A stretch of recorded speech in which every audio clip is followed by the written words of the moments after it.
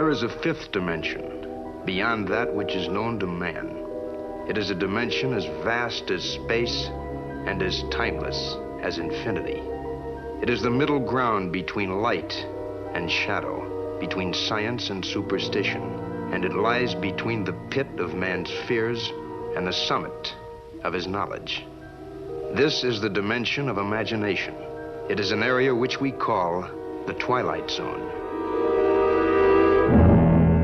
Hello and welcome to a new episode of the Twilight Highlight Zone. I'm Ben Hansen, joined by... Hey, it's me, Jeff. Jeff Cork. We're here to talk about the episode of the Reboot, A Traveler. A Traveler. A Traveler, some would say. This is the fourth episode of the Jordan Peele reboot of the Twilight Zone. We originally went through every episode of the original show. We skipped the 80s, skipped the 2000s, but now we're back with a vengeance to talk about the, what is this, 2010s? What do we call this, decades? I don't know. 2019's Twilight Zone. We're here, baby. Talk about A Traveler. And it's a Christmas episode airing in April. It's a bold choice, but what can you do? What can you do? Maybe you're like, oh, forget how the timing works out exactly. But we all know we're going to gather around the hearth around Christmas time this year and rewatch A Traveler from the Twilight Zone reboot. Absolutely. When it started, I was like, ooh, Christmas. We're talking Night of the Meek here, baby. Yes. One of the dumbest episodes from the original show. Art Carney showing his incredible range between annoying to cloying. All right, so A Traveler starts out in Alaska. Hey, you know what? Yeah. I don't like to bring this up incessantly, but I happen to be from Alaska. Yeah, hell yeah. So I offer an expert's perspective. I cannot wait if you have this. any insight to share from your Alaskan roots for A Traveler here. So it opens up with a police officer named Yuka. She picked up her brother for being drunk, and they're driving towards the police station. Right? And it's a beautiful night. They're happy tonight.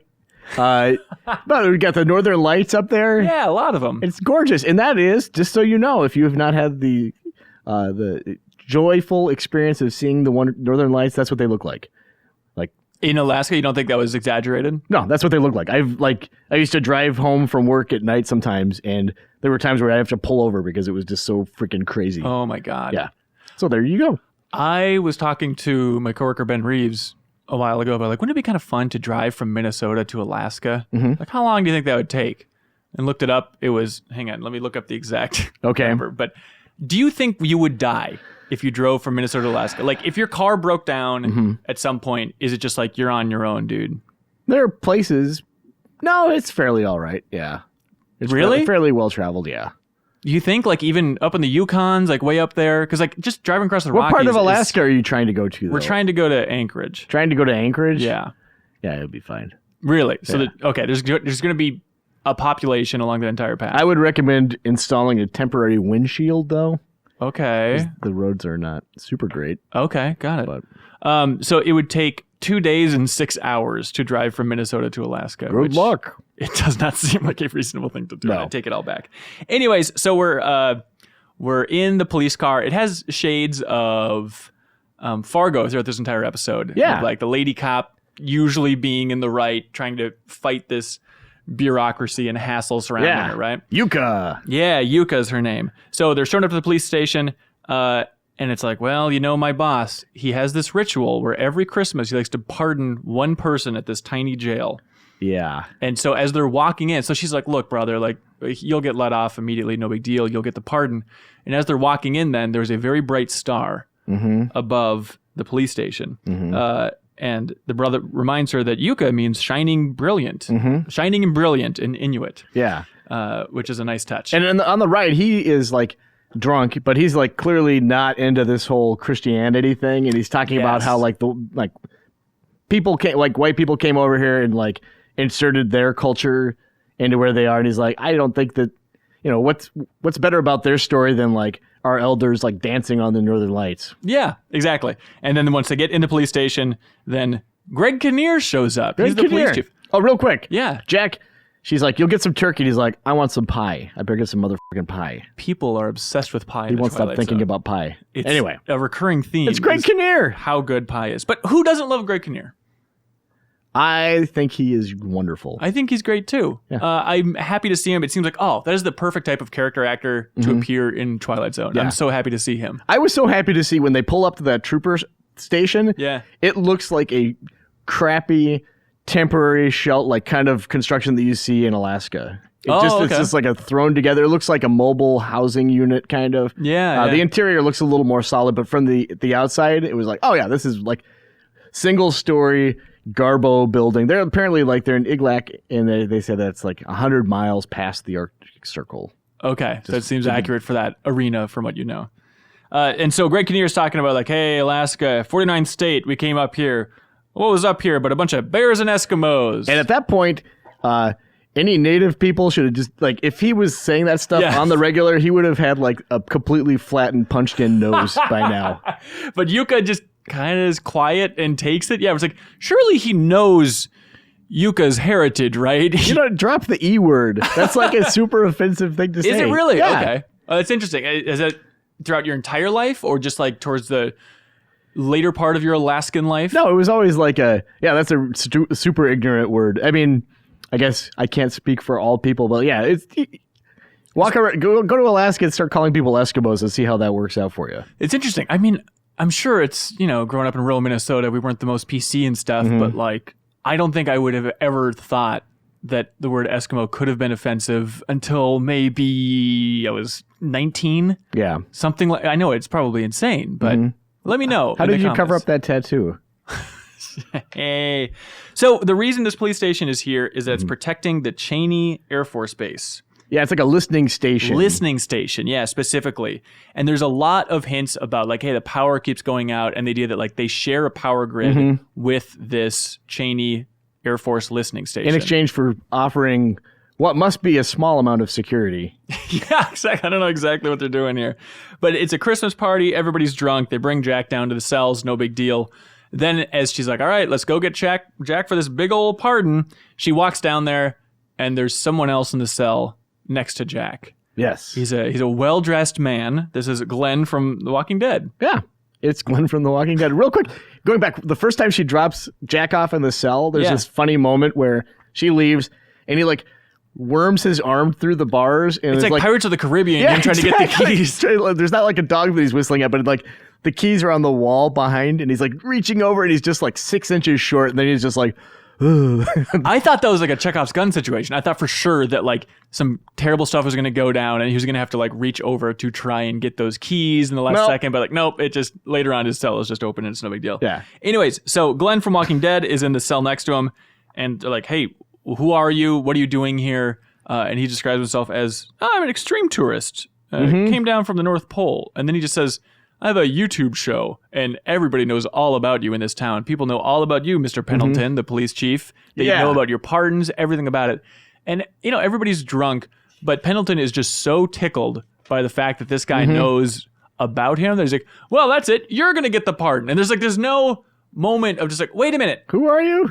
How did this guy get in here? Just flattery seems to work very well with Captain Pendleton. Yeah. And he's maybe you say you've got a YouTube show. Maybe you could film it and maybe put it on there. And he's and he reaches in his pocket, and the Yuka's whoa. And he's it's just a phone. And he pulls it out, and it is, of course, a transparent kind of future phone. It's very confusing. And he showed a picture of a pink slip for a Volvo, which I didn't quite understand what he was going for with that. It's the continuity between episodes of Twilight Zone that I'm starting to pick up on. Yeah, and then he's wait, where'd you get that phone? He's it's Russian. He's the Russians don't make anything, they steal it. He's it's a beta.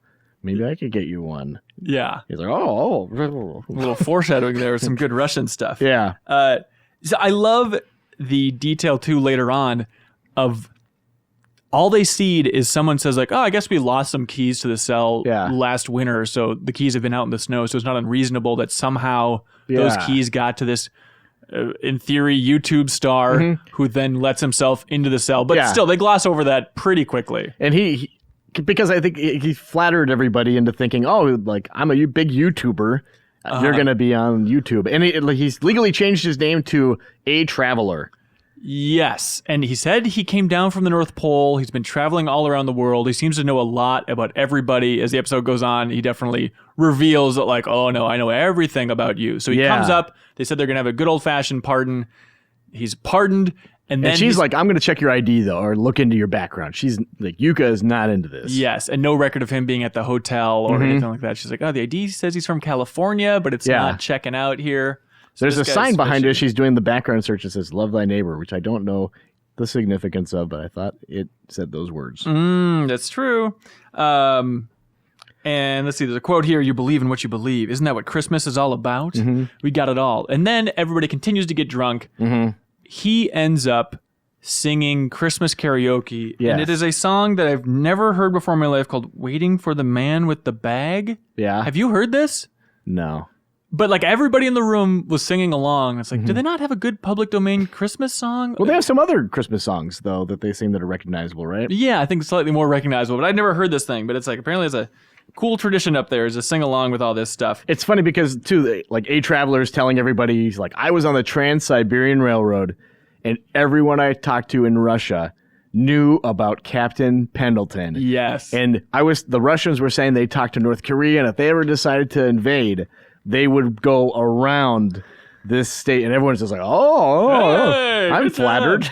Then he starts revealing more and more about Matheson and Donacek, and of course Richard Matheson reference there, but just revealing more and more kind of dirty gossip in the town of they're cheating at each other, and this didn't work out because of this, and the mayor's corrupt because of this, and then everybody starts to slowly turn on each other and basically attack each other at this point. Absolutely, and like the Traveler is recognizes, oh yeah, Yuka's not like buying what I'm selling, and he's like, you know, why are you being like this? Everyone else seems to believe me. You know, when you open my gift, it's going to be what you want more than anything else. And she's like, I don't believe in Christmas.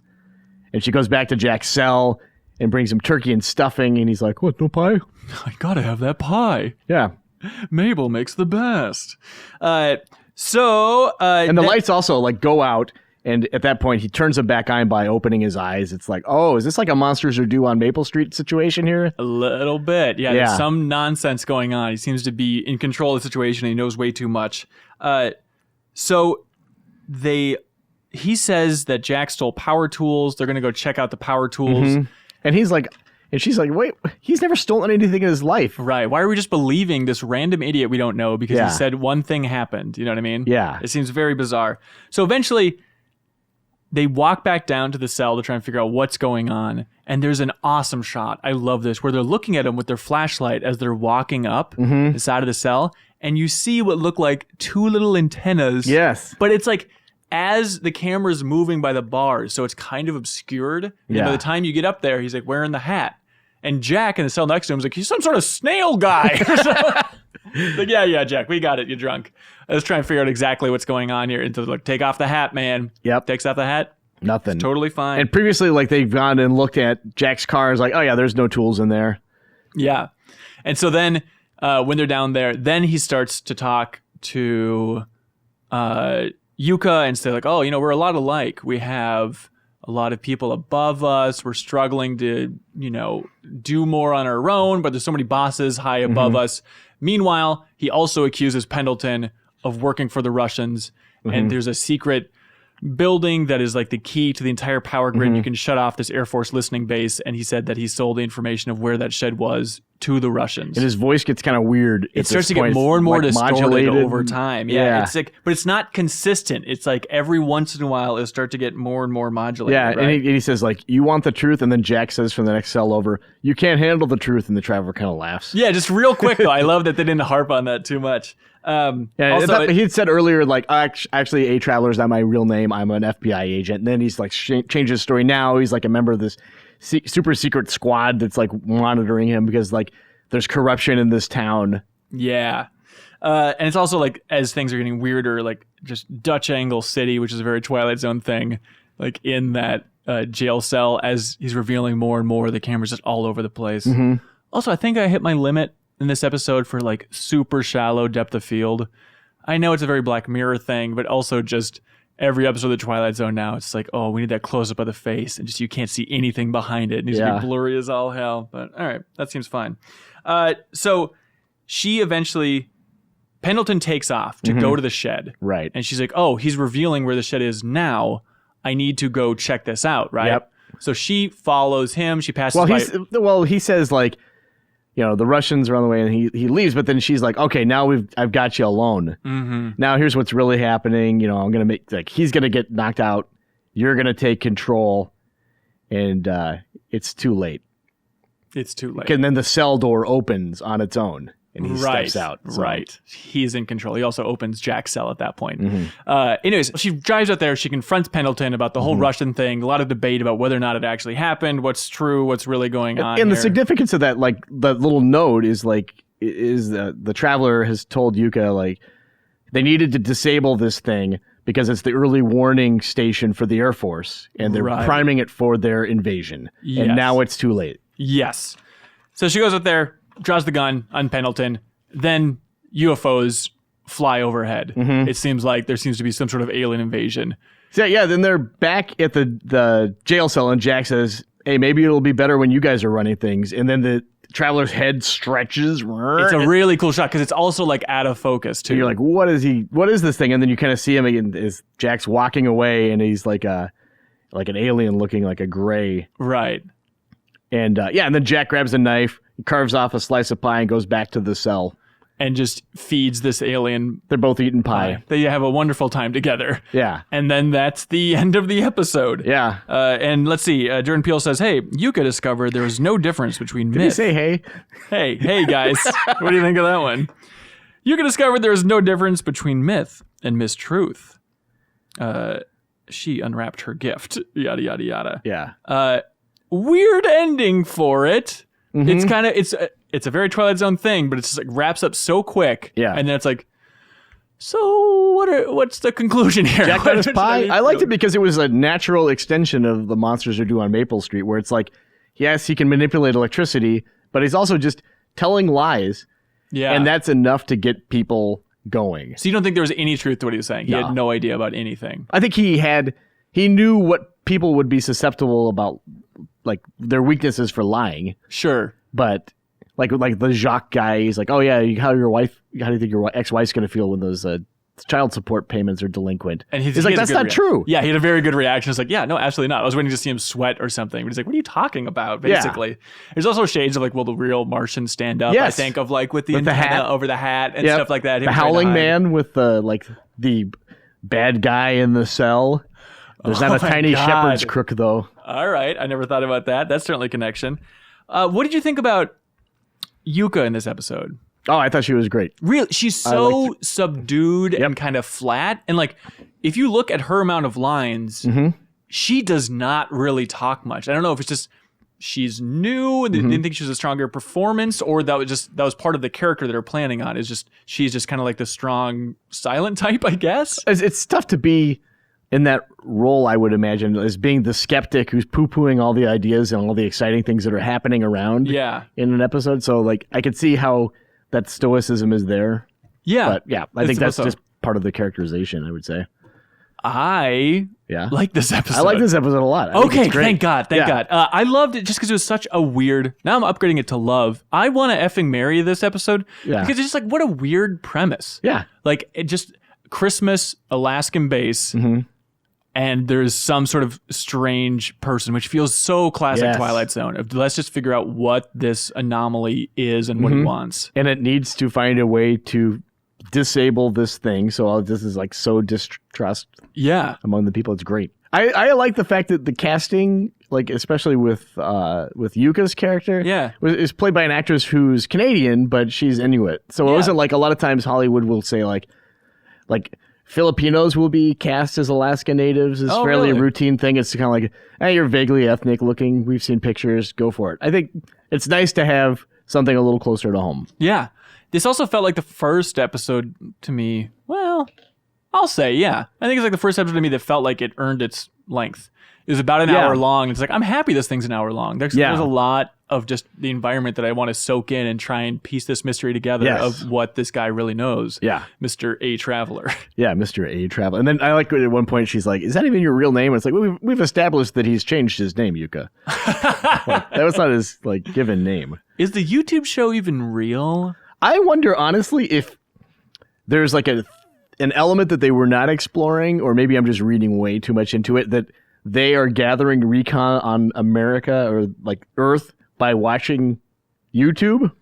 Because he launches into like a, hey guys, it's me, a traveler introduction when he's like in the lobby. It seems like someone who has watched a lot of YouTube. That's like the only signal that's radiating out into space. Yeah. It's his YouTube channel. I don't know how that works necessarily, but yeah. Taking a cool. I was confused when he was like recording the YouTube show with his phone, but then also like was taking a selfie. It's like, wait, did he stop the show then to take the picture, or is he taking a video selfie? It's a 8K beta. Oh, okay, that sounds pretty cool. I'm just happy to have a good Alien episode in the Twilight Zone reboot. I know we're only 4 episodes in, but it's like finally some good sci-fi stuff. I love that when they were like, whoa, did you see that? And I was like, what?